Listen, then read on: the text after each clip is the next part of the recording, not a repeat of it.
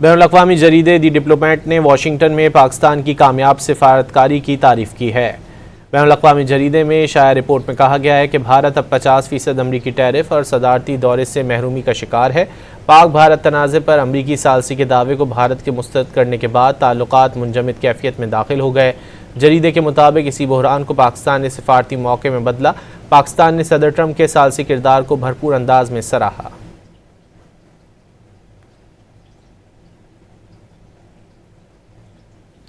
बैनुल-अक़वामी जरीदे दी diplomat ने Washington में पाकिस्तान की कामयाब सिफारतकारी की तारीफ़ की है। बैनुल-अक़वामी जरीदे में शाया रिपोर्ट में कहा गया है कि भारत अब 50% अमरीकी टैरिफ और सदारती दौरे से महरूमी का शिकार है। पाक भारत तनाज़े पर अमरीकी सालसी के दावे को भारत के मुस्तरद करने के बाद ताल्लुकात मुंजमद कैफियत में दाखिल हो गए। जरीदे के मुताबिक इसी बहरान को पाकिस्तान ने सिफारती मौके में बदला।